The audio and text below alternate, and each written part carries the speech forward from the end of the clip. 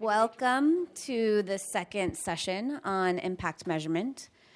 For those of you that were a part of the conversation this morning, it was a riveting conversation filled with really great questions and some really amazing insights from the panelists. The morning session really focused on trying to recap why we're measuring and who for, and sort of delved into a little bit of the topics of how they do it and what are the processes around that. This session, we're hoping to dive in much deeper and get into sort of the lessons and the nitty-gritty and the realities of what it means to be someone that actually delivers on impact measurement and what that means and what the future of that should look like. So I am just going to introduce Veronica, who will be our esteemed moderator for this afternoon session, and then we'll let her take it from there. So Veronica is the Director of Measurement, Evaluation, and Organizational Performance at the Rockefeller Foundation and has many years of experience in with managing this topic and getting into the weeds of the details. And so I will hand it over to you, Veronica, and take us away. Sure. Did you want to take a little bit of a poll of who's in the room? Sure. So just to get a sense of who all is in the room, can we see a show of hands of individual investors who are investing on behalf of themselves? Those that are asset managers, managing third-party capital, advisors, consultants, people that are just curious. That's what I asked this morning. And then is there anyone in the room that has not done an actual impact investment or had exposure to one? And that's okay. That's good. Don't be shy. Don't be shy. That's what we want, actually. Yeah, we want yeah. more of you. And see a show of hands of people who are skeptical of the term impact measurement. Yeah. Great. So Okay. This is a livelier room than this morning. This morning there was like no hands, and it was much fuller.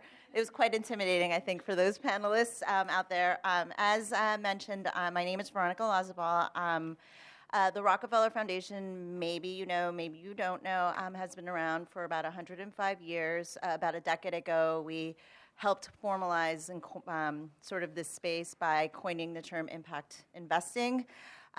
We also kicked off that whole sort of portfolio work at the foundation about a decade ago with institutionalizing a couple of interesting organizations. Maybe you've heard about them. The GIN, for example, we tested out and promoted some of the work in terms of measurement standards around like years and iris, and we can get into whether or not those terms actually have names now. If you're in the iris space and you ask the GIN today, they will tell you that iris no longer actually stands for anything. It's just called iris. So anyway, so we have been, why we care about this space is we've been in it for a while.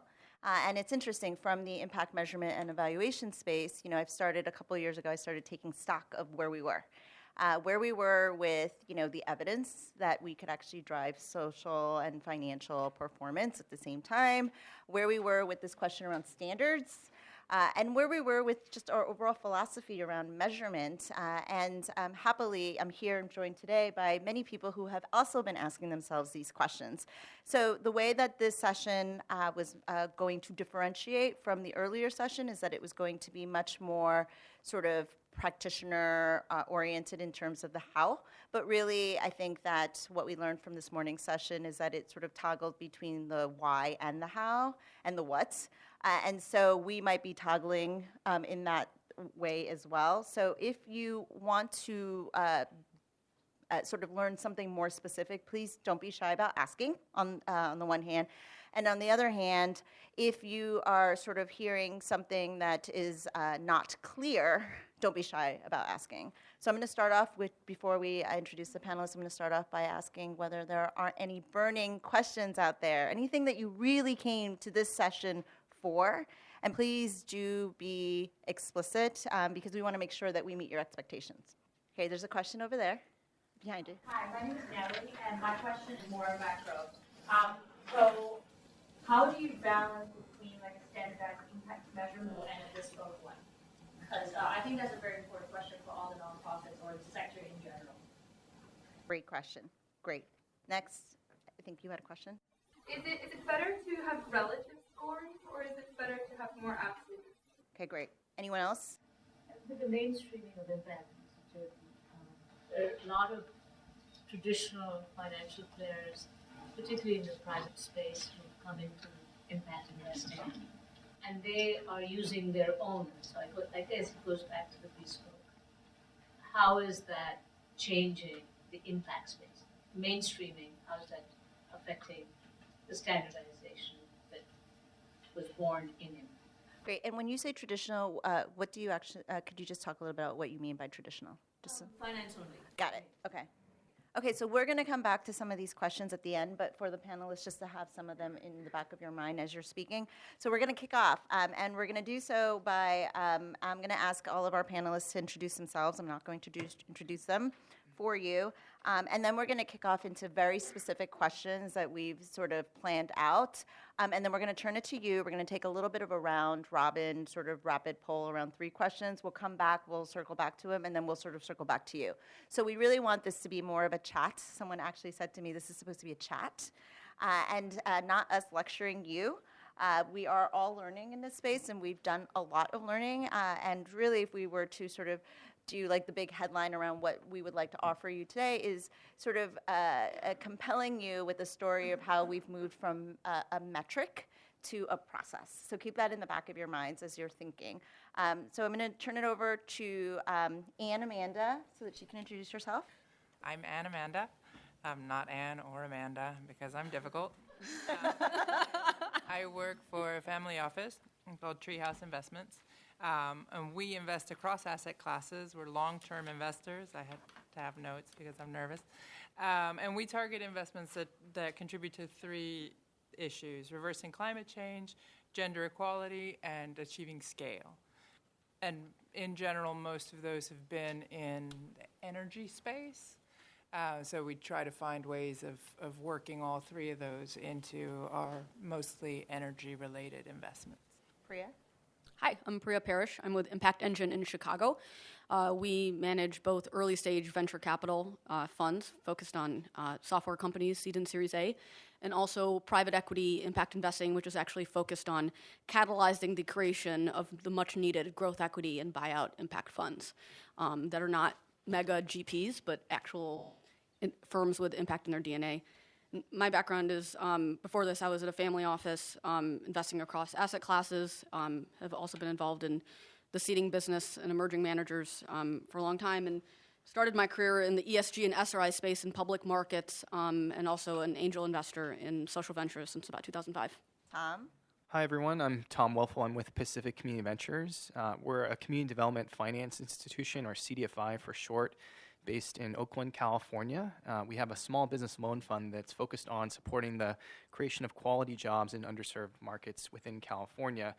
Now, within the CDFI, within our organization PCV, I'm actually part of our research and consulting practice. And so what we do with our research and consulting practice is really try to support the growth and efficacy of the impact investing market. So we work with a range of institutions, from pension funds to insurers to fellow CDFIs, fund managers, really people across the capital chain. And we focus on 3 primary areas in our research and consulting practice. One being impact measurement management, hence why I'm speaking to you on this panel today. Also around strategy consulting, and then other research projects that are intended to kind of share best practice or focus in on an issue of concern or importance within the impact investing market. So we've done a lot of research recently on the importance of getting folks in the U.S. to look more closely at the underlying quality of jobs that are being created through impact investments, and have developed some tools and resources around that. But today I'll share more with you on kind of what we're doing on the consulting side related to impact measurement management. Thanks, Tom and Olivia. And maybe if you could do a little bit of a double click on the IMP. I can do that. Thank you, Veronica. My name is Olivia Prentis. I'm with the Impact Management Project, or the IMP, because that's a mouthful. Can I see by a raise of hands who has heard of the Impact Management Project? About half and half? Okay, that's great. So those of you who have heard of it, forgive me. I'm just going to give a brief explanation. So the Impact Management Project was started 2 years ago. It's a market-building effort, grant-funded, and it actually was born out of the confusion in the investing space around impact measurement. I previously, in my former life, was a impact person in a fund manager, and we were doing impact measurement. And yet we weren't kind of getting to the answers. We weren't actually sure if we were doing any good impact. And so what the project was trying to do was to say, well, hang on a minute, maybe we've got this narrative wrong. Is it not about impact measurement, but impact management? Do we need to know what good looks like first? Do we need to set our goals? And what does that mean? And actually, can we agree between different tribes what that means? So not only the impact investing community, the ESG community, the foundation community, the responsible investment community, the enterprises themselves, the high net worths. And so what the project has tried to do is bring together over 2,000 stakeholders to date from all different paths to try and have this conversation and agree some norms for impact management. This was 2 years ago. We've now created the basis of what I think could be called a standard. And we have now created a network out of this, which was just launched 2 weeks ago, in an effort to actually align all of the tools, some of which you see there, and ratings, and other market infrastructure with this standard.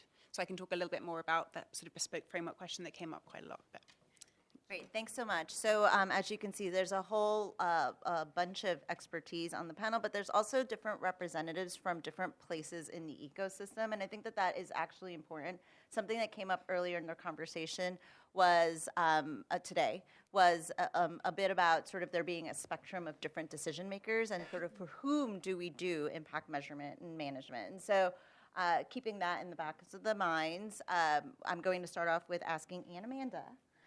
First question. So could you speak, you talked a little bit about Treehouse's sort of approach to impact measurement and management, but could you talk a little bit more about sort of your current philosophy as well as how it may have evolved over the years? Absolutely. Can you guys hear me okay? So we started out wanting to be an impact investment house because what we were getting, the products that we were getting in the private client sections of the banks were so disappointing. We found this was before 2013. We set up the business in 2013. In 2007, we set up a family business called Aspinall Energies to develop renewable energy projects, to develop, own, and operate renewable energy projects because we care deeply about climate change and we're terrified at the way things are going. And sadly, that terror has not got less with the years. But what we found is that it was slower to invest the family's capital through infrastructure than we expected.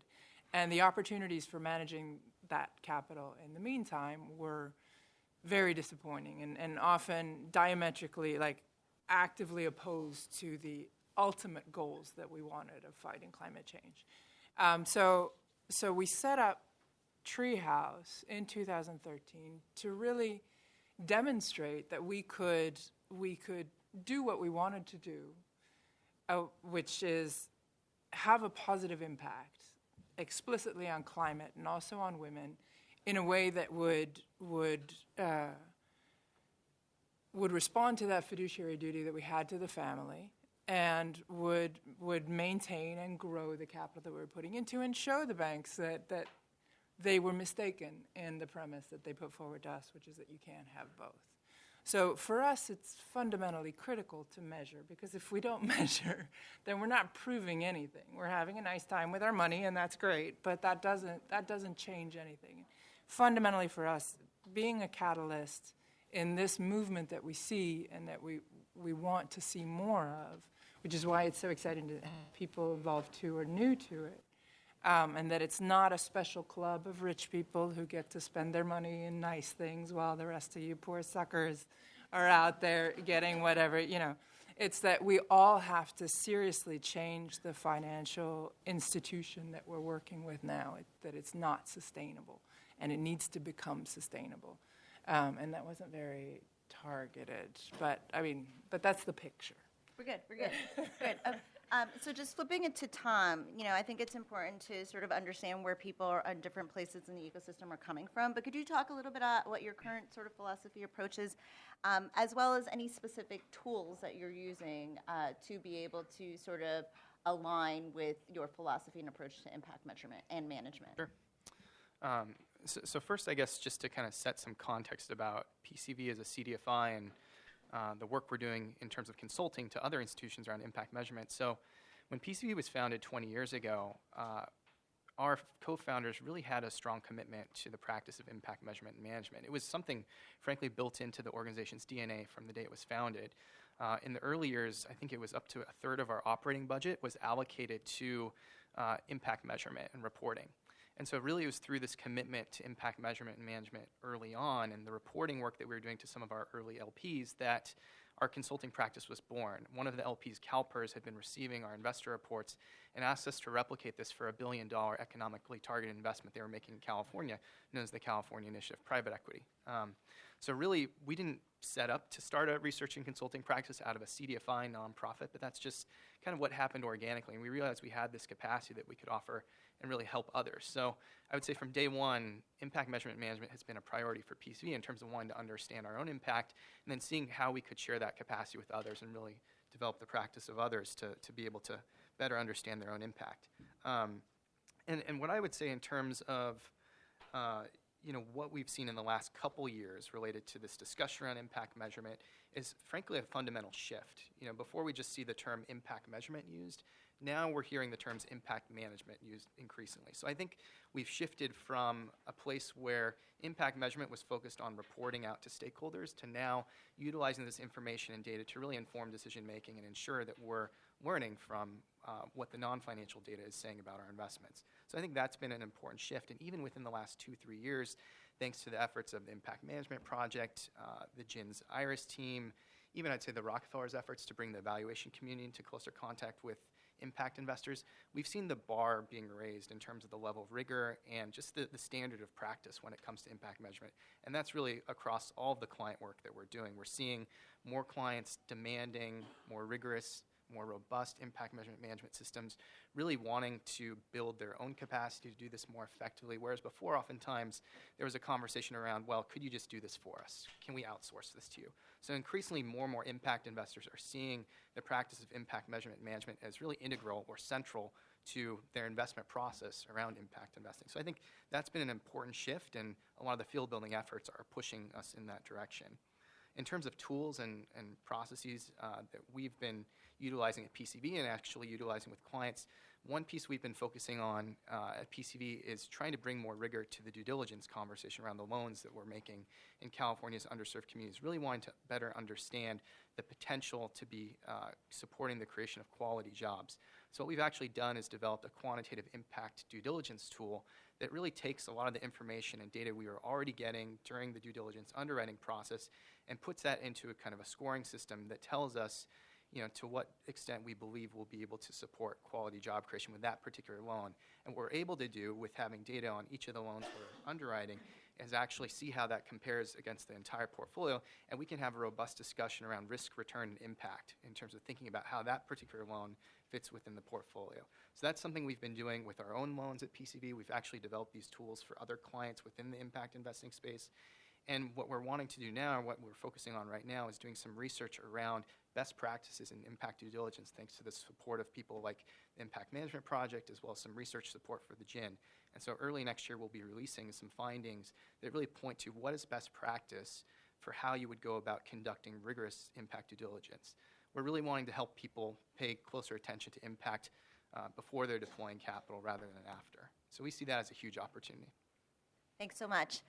So I know that Olivia had asked who had heard of the Impact Management Project, but I wanted to get a sense of who has used the impact management sort of framework or norms or conventions or any of the above. Could you raise your hand just so that we have a sense of that? Okay, great. So with that said, I'm going to hand it over to Olivia to talk a little bit about sort of, number one, why she thinks the IMP, that's the acronym, has seen so much traction over the last years, where they are in their journey, and just generally speaking, from a management point of view, what does the IMP bring to the conversation around, the questions around the one metric and the benchmarks and the standardization piece? A lot in that question. Yes, but you can do it. You can do it. Okay.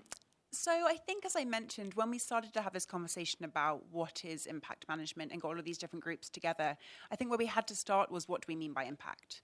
And this isn't what do we mean by impact investing. This is just to say, what information do we actually need to understand the experience of people and planet? And so we started by just asking people like you and me kind of, okay, but how would you describe when you experience an effect from buying a product or service?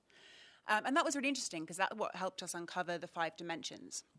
So in answer to your question, why has it resonated with people? I think these 5 dimensions of impact, which is kind of what outcome, for who, how much, what contribution to what would have otherwise happened, and impact risk, which is a likelihood of the impact happening. It's not the likelihood of negative effects. I just wanted to clarify that. Those 5 dimensions have been really clarifying on lots of different levels. For an enterprise, it helps them figure out what impact they need to manage. There's been a lot of research done about kind of stakeholder assessments, materiality. None of this is new. It's just a new way of thinking about how you can actually understand each individual effect. And because this is important because to date, those effects have been taken out of context of the other dimensions. So you might see a kind of a common metric of number of jobs created. Now that doesn't have all the dimensions in it. That doesn't have who the jobs were for. Were they previously unemployed people? Or was it me who just came from another job? Now, then if you're comparing impact to impact and you haven't got all those dimensions, you're not going to be comparing apples to apples, and then you can't even start to have that benchmarking conversation. And so that became really important for people, not only because it helps that measurement conversation. You can literally go down in any impact report and find that what, find the scale and the depth and the how much, find that who. And actually, interestingly, what you can also do is say, well, actually, this is all kind of linked together in a kind of confusing way. Let's just get the raw data. Let's just make this a little bit simpler for everybody so we can start looking across. So that's important.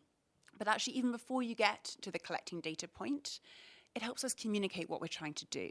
And for the asset owners in the room and the asset managers, that's been a massive blocker to investment. This is what we heard when we had these sort of consultative calls to try and find some norms, it was really hard for a high net worth to be able to express what kind of impact they wanted to have. And then for the poor advisors to match that to product, when all the products were saying, I'm an ethical XYZ product, or I'm a sustainable X product, I'm a responsible, I'm an impact, but this is what I mean by impact. That's not going to work. We can't start figuring out which investments or which approaches are best at tackling the SDGs or any other problem if we can't start to compare our approaches with each other or even describe what we're doing. And so I think what really resonated with the Impact Management Project was that we started to be able to, for the first time, categorize the different types of investment. So there's this matrix which helps you say, well, this is the impact of the underlying enterprises that can be described in a common way across the 5 dimensions. And then here I'm going to add on the contribution that the investor makes to that impact. And let's keep those 2 things separate because actually they are very different things and they often get conflated in quite a confusing way. And actually if you take those things and if you categorize them, you can find trends. You can find that there's types of dimension, types of performance against dimensions for one type of impact, avoiding harm. You can kind of see patterns where you're trying to reduce significant effects on negative outcomes. That's quite straightforward.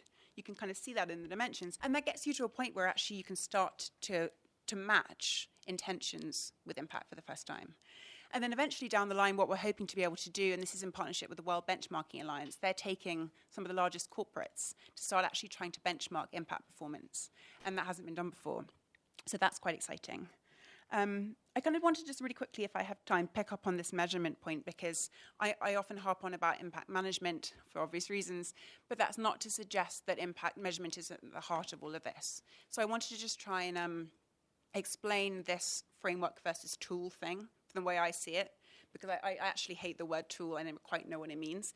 So I was just going to sort of say, if this helps, I mentioned each dimension, that's really sort of high level, but let's just take the who, for example, so who's affected by a product or service. There are lots of different measurement techniques or tools you can use to measure the who. You can use Acumen's lean data approach. You can use the poverty probability index. You can get your customers to kind of tick a box to say that they're female. There are lots of different approaches and tools you can use to measure one dimension. But crucially, when you're constructing an impact framework as an enterprise or as an investor, that's about prioritizing which dimensions matter to you and about setting thresholds for what good looks like to you. And then to Tom's point about the diligence framework, that's important because it helps you relatively mark whether you're reaching the impact you thought you were going to do. That's all very well, but until we all make transparent what good looks like for us, we can't benchmark. So I guess my key message would be being transparent about what tools we've used to measure each dimension, say what we think good looks like. And sometimes it's really easy. We have living wage foundations which tell us what good employment thresholds look like. But in a lot of other sectors, it's quite difficult.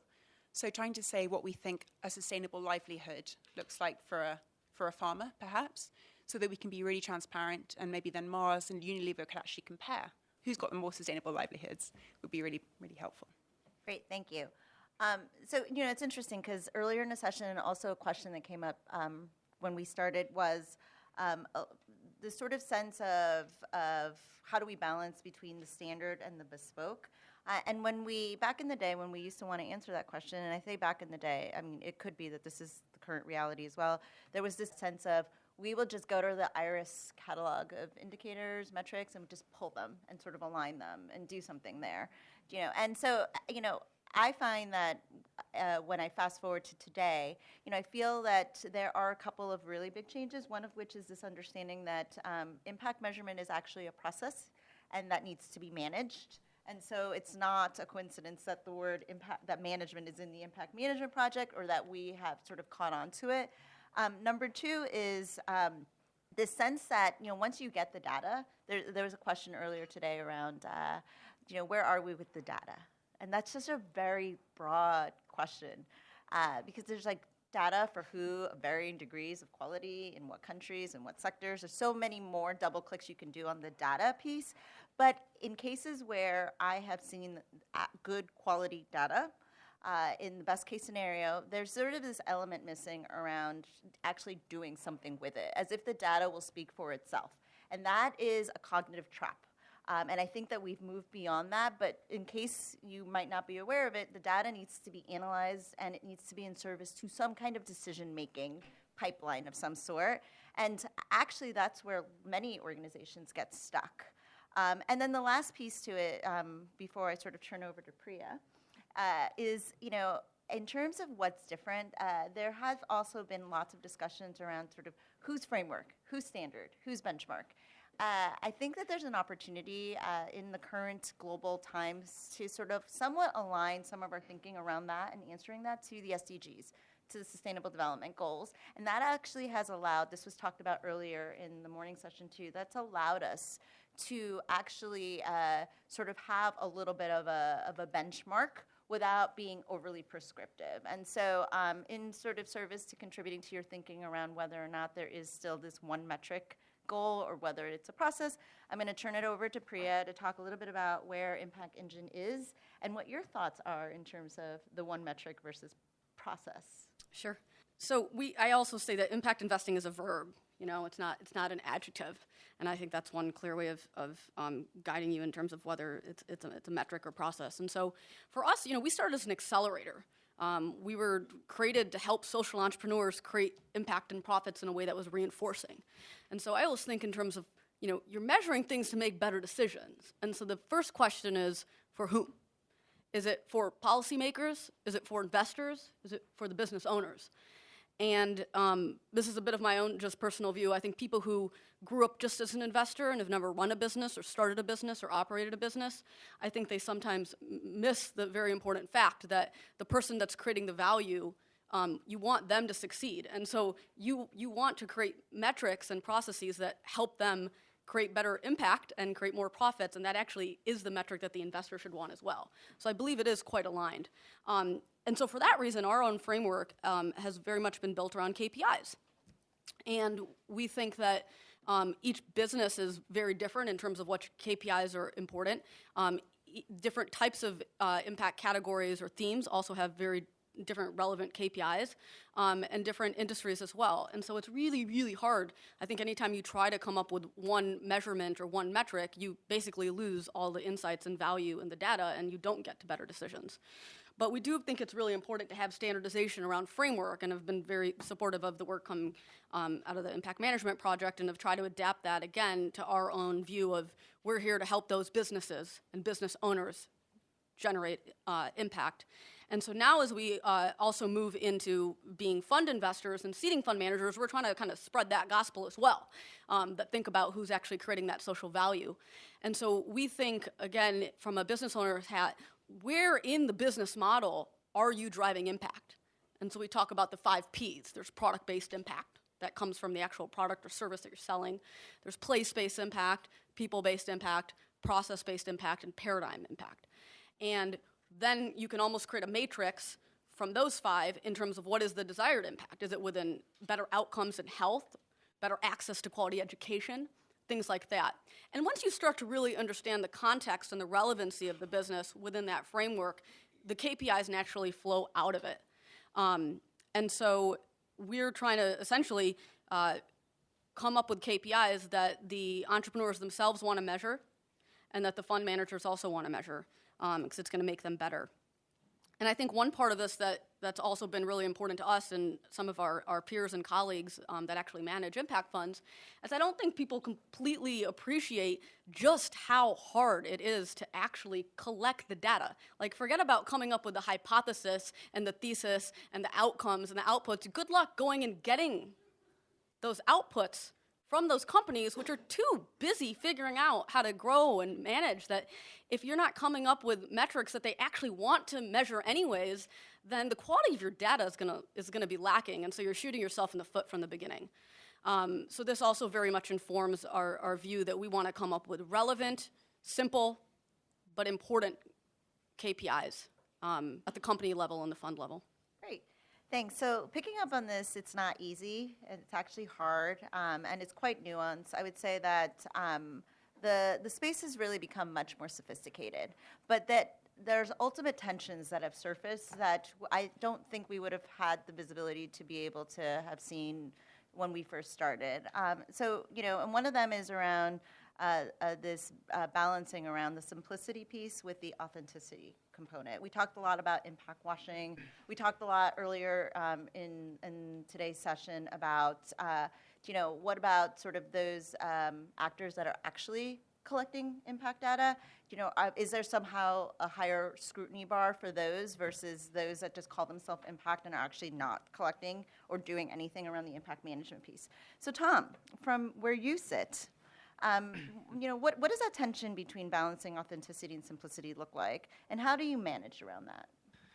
Yeah, so I think there is a tension between authenticity and simplicity, or the way I like to think of it is more practicality, and frankly, it's something that we navigate in every client impact measurement management engagement. And really, I think that the way we do that is trying to kind of right-size the approach around impact measurement management to the unique context of that particular impact investor. So, the context depends on a number of different factors. It depends on the markets you're operating in. It depends on where you sit in the capital chain, whether you're an asset owner, an asset manager, or even a social enterprise, in terms of how far away you are from that impact that's happening on the ground.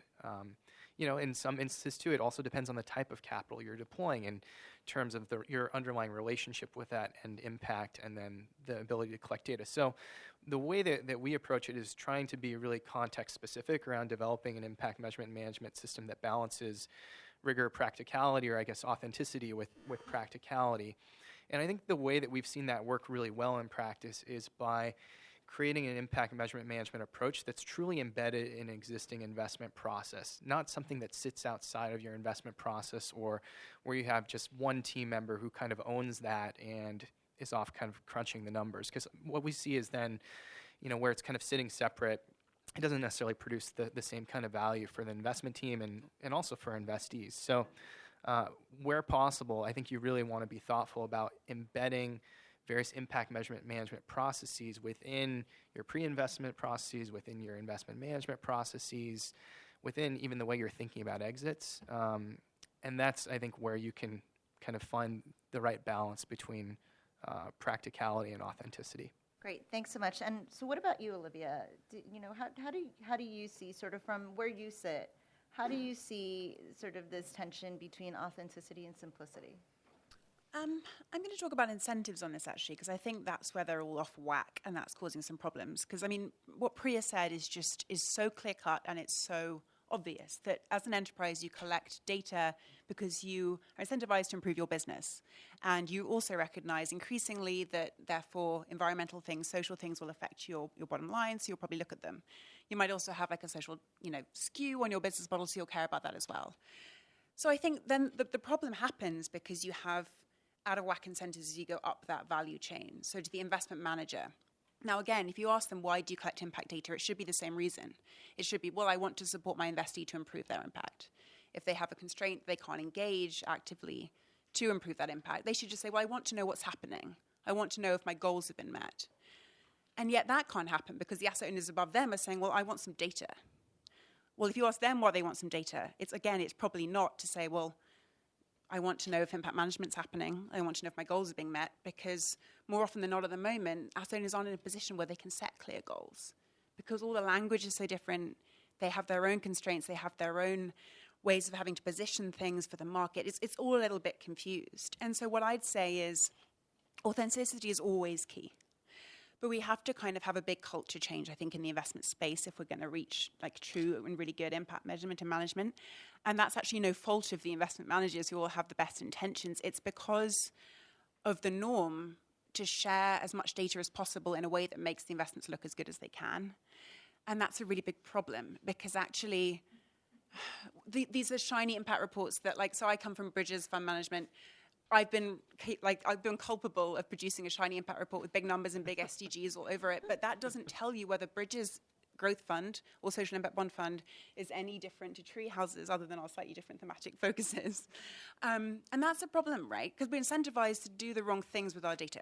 So to cut this long story short, I think authenticity has got to be key all the way up and down the value chain. But we've got to be asking ourselves different questions, which is, what are our goals? Can we be more transparent about them? And then can we ask enterprises for the data? I'm just going to echo Priya because I think that's the key message to take away. Can we just ask enterprises for the data that they collect to manage their business, and then their own judgment of what good looks like, along with an explanation of why they think that? If we can get to a point where impact reporting is more of an impact statement alongside a financial statement that's just raw data with explanations, it's not aggregated, we're not adding up like number of lives touched, because that's not going to tell us whether we've met goals, which aren't across types of people. They're by different outcomes and by different effects. So that would be my main call to action. Veronica, if I can just add on, Sure, on the of course, goals Tom. point, I think that's a really important point that Olivia is making in terms of, I think authenticity is borne out through people being really clear on what their goals are, what their impact objectives are. And one of the ways that we're seeing more and more impact investors being more thoughtful about defining their goals is more people are turning to developing theories of change, logic models that clearly articulate their activities, their inputs, and how that's translating to outputs, outcomes, and ultimately impact. And that's been a useful tool for us in terms of our consulting engagements with clients, whether it be a foundation like the MacArthur Foundation, who's investing in place through the Benefit Chicago Initiative, $100 million, or even investors who are investing across a range of themes and having pretty clear goals around those various themes. So that's, I think, one thing I would encourage you all to do is think through whether a theory of change or logic model could be useful in terms of helping get more clarity around goals. And I think it's not just useful in terms of impact measurement management, but also in terms of just communicating who you are to the market as an impact investor. Thanks, super helpful. When I reflect back on some of the pieces that you've shared, there is definitely still sort of a theoretical conversation that I'm having most of the time with many investors and asset managers and fund managers and even social enterprises because they're not collecting the data. One of our speakers earlier today, Sasha Dichter from the Acumen Fund, talked a little bit about how the nature of the conversation just changes when you have some data. That is something that I think the industry is still struggling with. But I do see some opportunities, one of which Tom talked a little bit about in terms of utilizing like theory of change and logic modeling and sort of talking about outcomes and not talking about outputs and things that and this is why I asked about the traditional piece earlier, things that the traditional development, social sector practitioners out there in the world, primarily from the public sector, multilaterals, bilaterals, et cetera, they've been tools that they've been using. I think that the one critique I would say about the way that they've been using the tools is that typically the question around what is our impact has happened after the fact. The opportunity that I think the impact investing community brings to the table is being able to embed some of these bigger questions in your due diligence, pre-due diligence phases to be able to make sure you're designing, you're sort of managing, and the goalpost is set towards a specific North Star that is impact-oriented, and then utilizing these tools. So I have to say, as someone who sort of dabbles in both worlds, Even though it's 10 years later and we're still sort of having this conversation, although it is a different conversation, it is, this has taken the sort of traditional development sector, social sector industry about 70 years to get to. So I think that that's actually optimistic. But turning it over to Ann Amanda, from the treehouse point of view, like what are some of those areas that you're still grappling with? Are you grappling with getting data?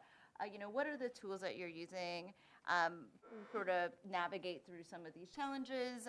And just could you talk a little bit about where you are with the various different approaches that you're using? Sure. Various makes it sound very grand. It is various. So we have our 3 impact goals that it took us a little while to define. At first, we were just impact investing. And we knew that we cared about climate. We knew that we cared about gender. We knew that we wanted our businesses to grow. But other than that, it was pretty vague. And that wasn't that long ago. And then I would say probably 2016, we started to realize that we needed to have something a little more rigorous. We needed to understand it in a framework that could bring more, I think. And so we identified a few indicators, and they didn't explicitly come from any of the models that I know of, although I think a lot of them are covered within those models. But they are literally, greenhouse gases emitted by each investment. And what we wanted to do was, because we invest across asset classes, we wanted something that was comparable for a whole portfolio. And we wanted to get, sort of touching on your question about relative versus absolute scoring, we wanted a number at the end of the day. How many greenhouse gases were emitted or offset by our investment portfolio? How many, what percentage of our investments board members are women? What percentage of our investments C-suite are women? And then what is the IRR? And that's fundamentally how we looked at it. They're very simple numbers in theory. They're not difficult to get your head around. We've had a surprising amount of pushback early stage from either the managers or the management team on how applicable they were to the business to touch. Now, I would say that it's core to any business to have a diverse management team and to be looking at their emissions, because it has to do with efficiency, but that's not been the easiest argument with everybody. The funds are the worst, because they're like, oh, we don't measure for us. We don't measure how our emissions at all. They might measure the emissions of one of their investees if that investee is in something that has a nice system to measure their greenhouse gas, and only the positive side, never the operational side. Always like, so GOGLA is the Global Off-Grid Lighting Association, and they have a system in place for measuring your greenhouse gas emissions of your off-grid solar household system. So there's something. You can give an answer for that. But then we started getting into, okay, do we count in our portfolio the greenhouse gases that are part of debt or just equity? Because we do both. So equity is kind of simple. We have X percent of the company, so we can claim X percent of their greenhouse gas emissions. But what about debt? So we said, no, we won't take debt. But we're invested in equity in some debt financing groups, and they claim. And we haven't tried. So the women's stuff is easy. But the climate stuff, which seems like it would be relatively straightforward, has in fact been a colossal headache. And basically we are still collecting the data. So 2017 was the first year where we did, across our portfolio, the data that's available for every one of our investments.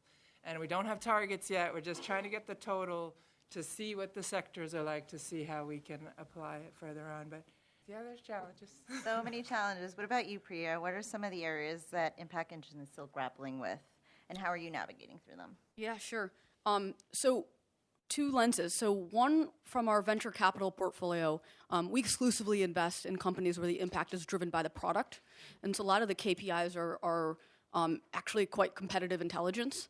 And so we are field builders. We're structured as a public benefit corporation, and we very much want to be leaders and share what we're doing so that people can compare apples to oranges and things like this, and they can report up and aggregate and put it on our website. But on the other hand, this is competitive to those companies, and so how do you balance, strike that balance between those two needs? So that's something we're struggling with there. On the private equity side, where we're seeding new funds, I'm finding it very interesting in terms of coming up or evaluating their own authenticity around impact.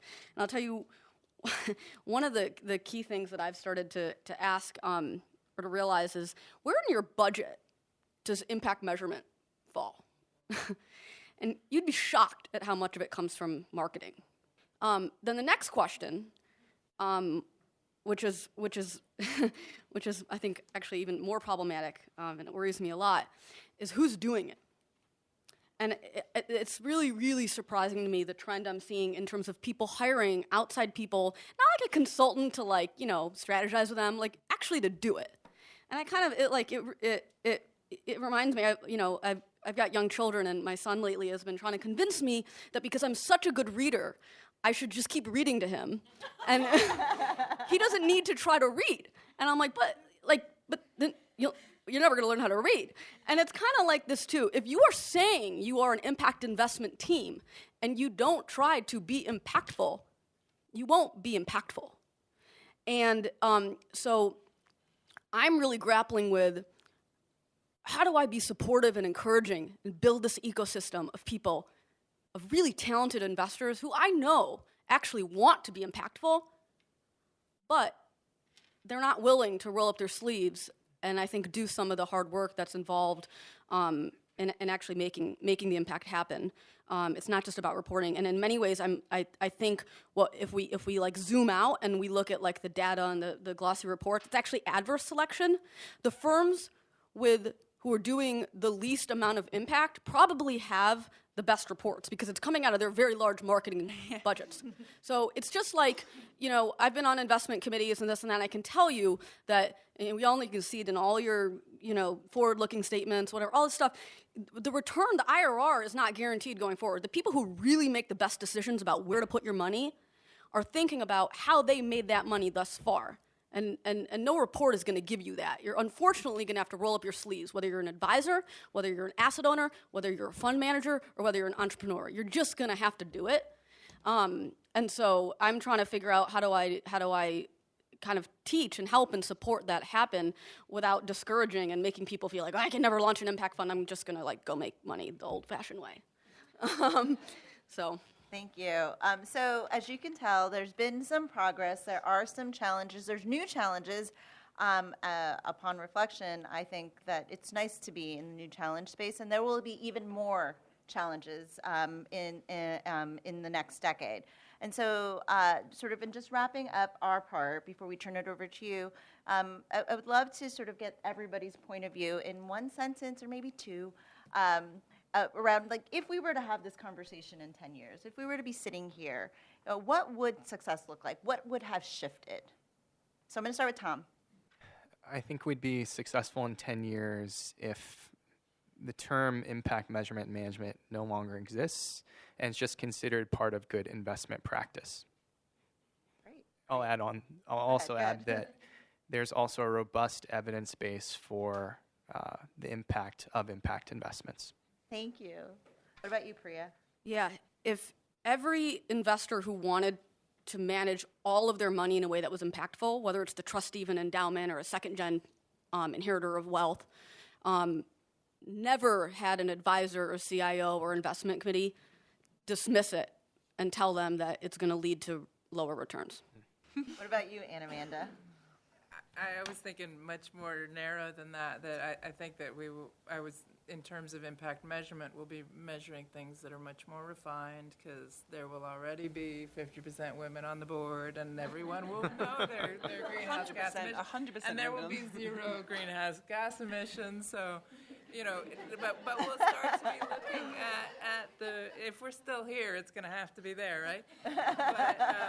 And we'll be looking at details more like really who are we touching with this and how do we move that along rather than just getting these kind of baselines that should be there already. Great. And Olivia? Kind of to Tom's point, but actually kind of different at the same time. I like that this symposium is investing for impact. And I'd like all investors to realize that they all invest for impact and be forced to say, I invest for negative impact if they don't manage their impact. Managing impact is knowing what positive and negative stuff happens. Managing it is reducing the negative at the very least. Like 90% of investment is investing for negative impact. I'd like that to be our starting point of every conversation rather than like the 2% that are doing like incredible work, that a lot of them are in this room, because until we get that 90% to have to report the negative impact that they are managing, then this conversation isn't going to go mainstream, which is Tom's goal. Perfect. Great. So turning it over to you, we provided lots of food for thought, probably raised more questions than provided answers, but looking to you to sort of give us a sense of what you want to know more about. So we're going to take 3 questions, and there's someone walking around with a microphone. Hi, I'm Erin. I work at UNICEF USA. Hope we didn't give Anna Amanda a colossal headache. She's one of our investors. I've always conceptually thought about this idea of additionality. And apologies if I came to the panel late, so if it was already discussed, ignore this question. You kind of hit on it a little bit, Emma, when you talk about when you're thinking about greenhouse emissions and you say equity stake, oh, that's straightforward. We have a stake in the company. We can that's a proportion of which we can then communicate impact. But in a world of LPs and fund of funds and a lot of different money coming from different places going into one project or one thing, what are the types of ways you think about additionality, and is that important? Great. Hi, my name is Matilda. I work at Beyond Capital Fund. We're an impact investing fund that invests in seed stage social enterprises in India and East Africa, serving bottom of the pyramid consumers. So I was also out of the room for a little bit, so I apologize again. But I feel like we didn't really talk that much about the relative versus absolute aspect. And so what I mean by that is, the classic example to me is, so you're interested in sustainability and you decide to invest in a solar panel company, but the solar panels are made by children. Like, how do you differentiate between deep impact, comprehensive impact? Who are you to decide essentially, like, where you can set the limits? And so in terms of the relative versus absolute question, it's like, can we mandate impact investors to look at other variables? I mean, is it ethical to only invest in one specific type of impact if it's causing negative harm on another? So kind of a multifaceted question, but I'd love to hear your input on that. Great. And one more question. I'm actually going to jump on top of the additionality question as well and just say, when you're thinking about impact, the other piece that I think oftentimes is missed is causality. So you have these outcomes that are intended or unintended. How are you measuring those? And how are you guaranteeing that your investment actually had that additionality, causality connected to it? Because that's not necessarily true. It depends on the overall impact that the organization is trying to make. And it's possible that the investment that you're making actually isn't causing what you think it's causing. So I love these questions, being an evaluator as well. Questions around additionality and attribution, contribution are fabulous to hear, particularly in this setting, but are very randomly discussed. So who wants to take the question? Olivia? No, we all have pieces of the puzzle, so we can start with Olivia. Go ahead. Priya, do you want to go Oh, first? I want to. It's sad that I get excited about it. Probably the only person in the room wanting to talk about this. So I think actually I can touch on all those questions. I think I'm just going to start definitionally. So this is one of the longest conversations through the project that we tried to have a battle with, which is what do all of these terms mean? And more importantly, where's their place in impact management? So I'm just going to take attribution, which is the first point. I would actually say the way you described it and the way you described kind of dividing results by equity, that's attribution. That's attributing an effect to an investor. I would argue personally that does not aid impact management. Dividing a number by an injection of cash into a company doesn't necessarily help you say, is that good or bad, and does it need to improve, which is the impact management decision. It might be helpful for avoiding double counting for the large asset owners. I know a lot of DFIs want you to do that. But again, the DFIs should be saying to themselves, what does good look like? Are these companies reaching the boundary for good, rather than, can I make sure that if I add up all of my investments together, I don't get a double counted number? So attribution, I'm going to sort of take as dividing up, slightly put to the side. But you all actually touched on contribution, which is really important. And there are actually two aspects of that. Now, I'm going to call it contribution, not additionality, because this was a big debate we had in the project.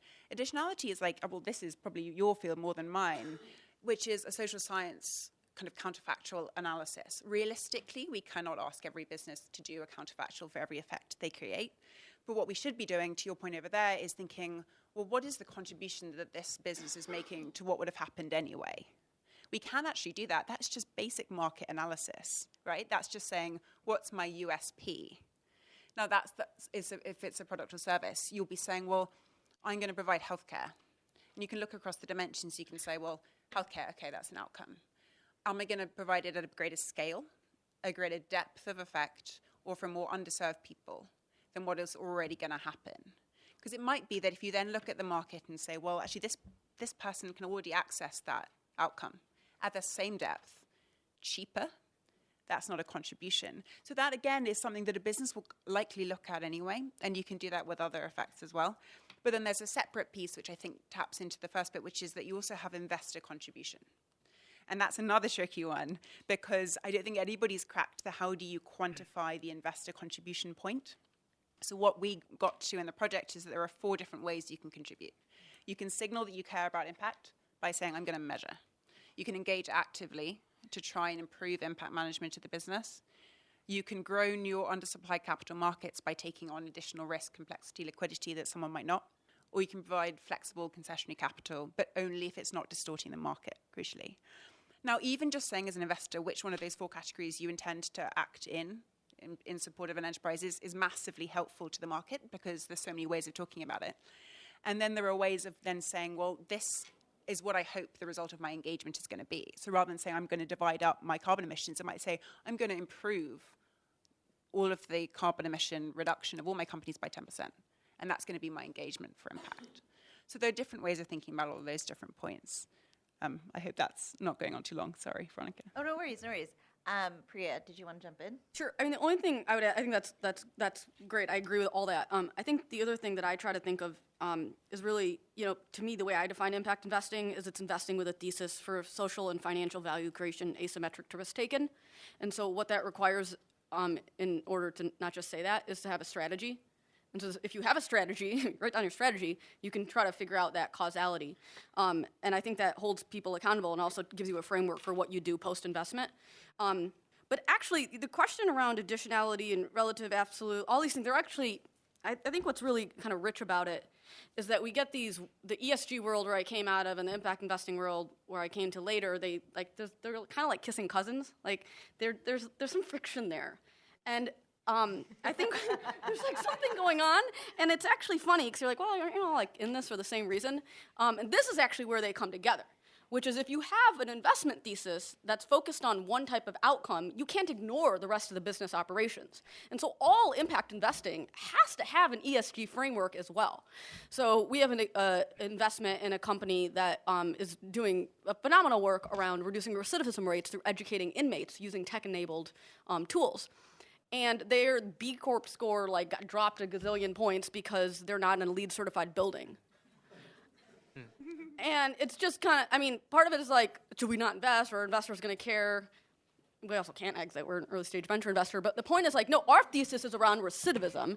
And by not paying for the, Class A LEED certified building, in the loop, he's actually able to have more capital to go do what he's trying to do, which is reduce recidivism rates and roll out in new counties. And so the honest truth is there is no black and white business decision, and so it's really easy for people to point fingers. It's really easy for investors to point fingers at business. It's kind of let's all just get real. There are gray areas. And so you have to prioritize, you have to be transparent about what those goals are, and then all the other areas, there has to be a certain amount of trust, right? And I think that's where people's like intention and authenticity and like what do they personally have at stake here, and why did they start this business? Why are they running this business? Why are you investing? Like, if you can really understand that and there's deep alignment there with your investment thesis and that person's personal life, I think you can trust, or you should trust, that they're gonna make those decisions in the right way. But it may not always be perfect. Thank you. It reminds me of the sort of one metric, one tool, one impact conversation and place we were. We're not in that place anymore, obviously, but turning over to Anne and Amanda. What are your thoughts? I know, I really liked some of the things, Priya, that you were talking about. I would maybe disagree about the lead certification. But I mean, it brings up a serious and interesting point, I think. And also, as a person who does count the total portfolio, I disagree with some of the things that you said. But the point is that my fear when I hear these kinds of questions is that it's an excuse for not making impact investing. And I think that's kind of what you were touching on, is that, look, we would all love to have great impact metrics from all of our investees and be able to say, this is perfection, isn't that lovely? It's not perfection, we're not there. And my feeling still with counting everything is you have to count them first before you can set a target. I can't tell the companies what the target should be before I know what they're generating and how that compares to the others. But I can sure as hell insist that they give me data and flag up where they stand in the other ones in our portfolio and say, you are currently the bottom of the pool. How does that make you feel? We're certainly not going to recommend you to other investors if you can't, because they're all going to get more investment. Or look for more investment anyway. So I think having a sensible framework, and I particularly liked in the IMP that 4 sections of where you place yourself in the market, because that's really helpful as an investor to think about my strategy, what it is that I want to achieve. But let's not let the perfect be the enemy of the good. And let's be clear that we could always be doing better. We are always going to have to be doing better because everybody else is going to get to the level where we are, and we're going to want to demonstrate, and we're going to learn about new effects that we didn't know about. One of the things that I particularly am concerned about is that issue of, are your solar panels being made by starving children chained to a chair somewhere and wherever? And none of our impact investments look at that. They absolutely don't. They don't even look at the carbon emissions of shipping all their stuff over to Africa from China. No, I mean, that's not in the picture. And what we have started to try to do, I personally, I see you have a SDGs pin, I'm very conflicted over the SDGs because I don't find them I haven't found them helpful as an investor for positive impact. But what we've been looking at is, but they're obviously very motivating, and they're pretty, and that's important, right? And life is nice to have pretty things, and one of the things that I have found is that we're trying to do is to map the SDGs and the sectoral risks against our impact investments, so that the ESG element is brought in, because fundamentally, I can see using the SDGs as a risk management for impact investors. A lot of impact investing is still very fluffy, very feel-good, very pretty picture of a woman with a light on the cover of your glossy thing. And not to say that a woman isn't happy to have a light, right? If she doesn't have a light, but that isn't the whole picture, and we need to understand better how we cover the downside as well. Yes. Tom, did you want to jump in?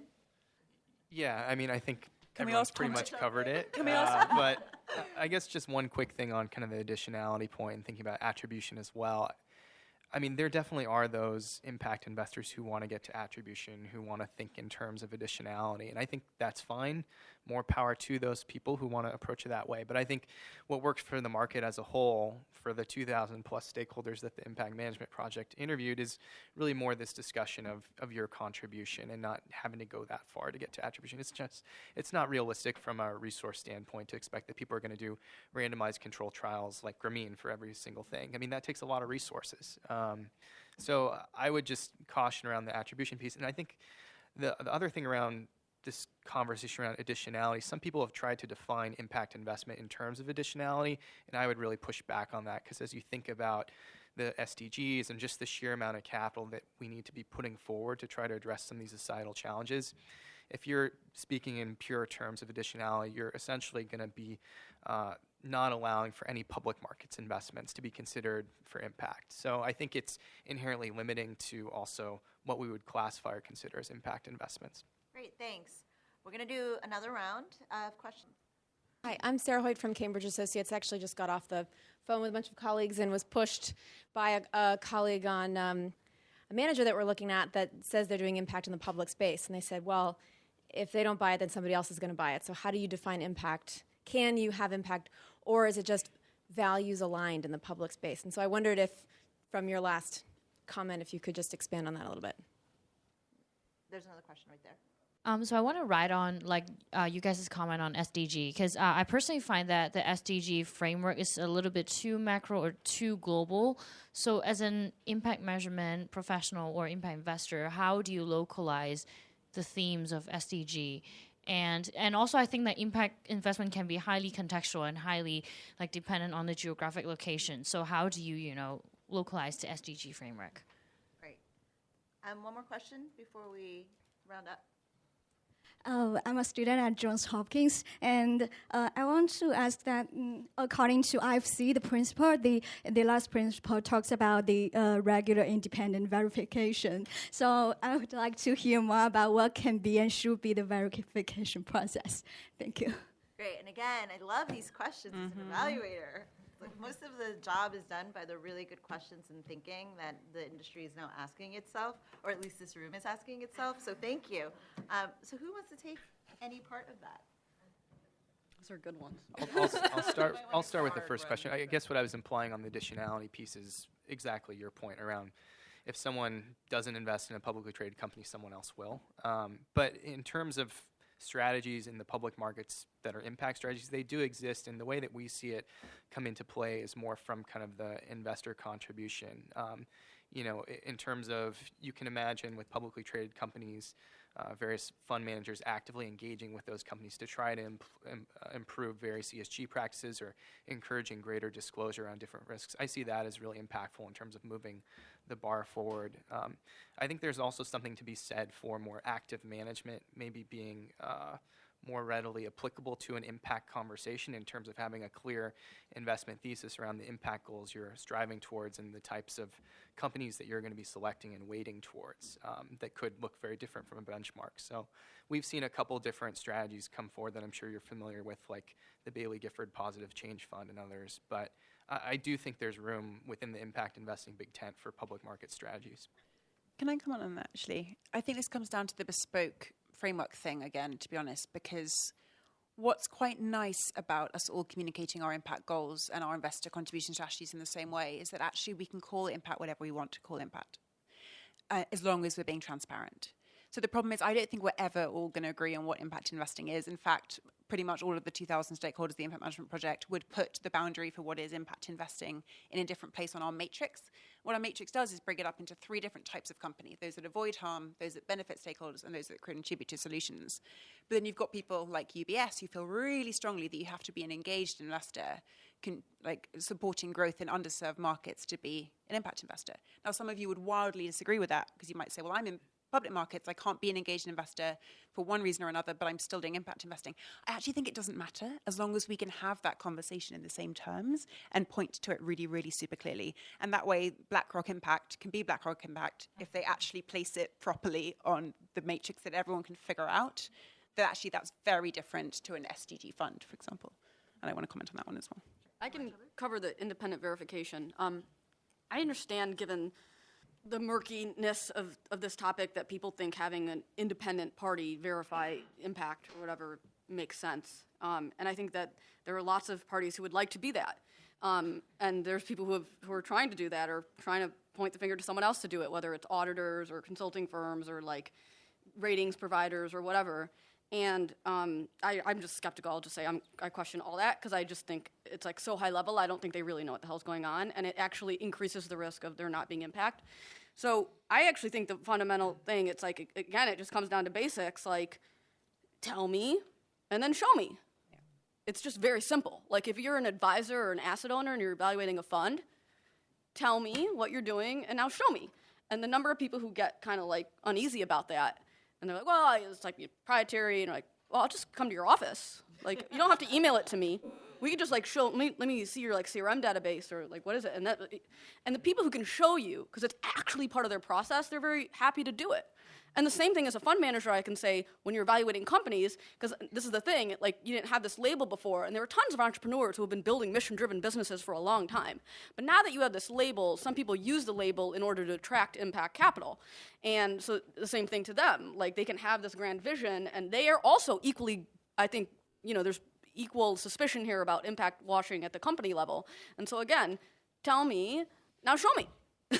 Like let's talk about like your customer acquisition model. Let's actually see this in practice in all the different dimensions of impact and ESG to actually verify it. And so again, like I just think this is true not just in the impact world, but the investment world in general. Like there's so many layers, and there's such a drive towards intermediation, and there's constantly a principal agent problem, and like the only way to like cut through all that in an era of disintermediation is for people to take ownership of their own assessment and not stand behind anybody. No, I did, but she pretty much covered everything that I. Okay.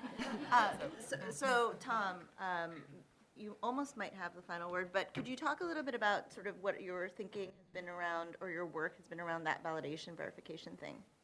Sure. I mean, I think we're currently at thinking about the IFC's impact management principles. I think some of them speak to where the practice is currently today, and also maybe where IFC and others aspire for us to get to in terms of that independent verification. If you're thinking about financial data, obviously that's a big component of that. So frankly, we're not there yet in terms of our consulting work. We're dealing with self-reported data from various intermediaries or impacts, social enterprises, what have you. I'd like to get us to that point, but we're just not there. I think first we have to get clarity, and the Impact Management Project has been doing a fantastic job of getting clarity around the norms of how we should be conducting impact measurement and management practice. And kind of the next step now in this journey is figuring out now the right kind of core metrics as part of having that standard practice. And once we get all that down, then I think we can skip to, okay, how can we now verify this data? We first have to have the right data that's consistent and standardized enough for us to be able to have a coherent conversation. I think for us as well, I was thinking it's for us a good 2 steps away. We're at the point where we're measuring. We got to get to the point where we're setting targets. And then beyond that, we'll start to really be verifying to see that the targets are met. But yeah. Yeah, and then on the question that's aspirational. Yes, and on the question around the SDG platform, and can I take that one? Yeah. So actually, I think that's a really great point about the SDGs, and I've struggled with them. I have a love-hate relationship with the SDGs. More love now because we've got into partnership with UNDP, so I have to say that. But I think what's great about the SDGs, don't quote me on this, Chatham House, right? What's great about the SDGs is they're a series of commonly agreed really important outcomes. So one of the dimensions is what, which is what outcome. And it should be from the perspective of the person affected. Like, is it important to me, this in particular, which is always contextual information, which is often forgotten. I think especially by investors, it's like, I know that, financial inclusion is important to these people. Okay, but have you asked them? Like, what have they said that they want to buy with that money? And so I think that's quite helpful. But I think the contextualizing point is so key, because that's why they're not helpful if you take them out of context of which countries need which SDGs, and specifically around that who point, which I think we all feel quite strongly about on this panel, which is that actually the outcome is irrelevant if you don't make it relative to who. And the good news is that the UNDP has launched this initiative called SDG Impact, which is doing a market mapping with all their country offices to actually identify where the need is, particularly for investment, recognizing the fact that there might be better tools suited to tackle gender equality in Myanmar, and actually impact investing can be better spent elsewhere. So I think that conversation is starting to happen, which is great, and it'll also help investors be able to match their capital a little bit quicker, hopefully. Yeah, and I would just say that, I feel like part of the way that we're having this conversation today is very much because of who's in the room. If you were to have conversation around social enterprises, with social enterprises in the field, I think the contextual sort of conversation would be really relevant. And you're right, the SDG piece would be very macro, but I think that that goes back to sort of who you are, what type of talent you bring to the table, and how you're able to stitch that together so that sort of the value proposition for that social enterprise sort of rolls up to the various different investor levels, right? But it's actually very nuanced. And I think just going back and wrapping up, I think talent is really critical. And so as you can see, this stuff, and even 10 years later, and even though we've progressed, is not easy. It takes a level of expertise and experience that needs to come to the table. And you know, I'm very impressed with the fact that the kinds of questions, the types of answers are answerable today. They weren't answerable 10 years ago, right? And so, you know, just be really, really conscious of the fact of who you're sort of, to Priya's point, assigning to do your impact measurement and management. Really be responsible in terms of that decision, because if you were to get the right talent in sort of the space and the place, some of your questions and some of your sort of approaches would just be simplified. Right? There is that simplification piece. It's not an easy piece, but if you have the experience, as in the experience in this panel, as in the experience in the room, it could just get a little bit easier. So with that said, thanks for holding in.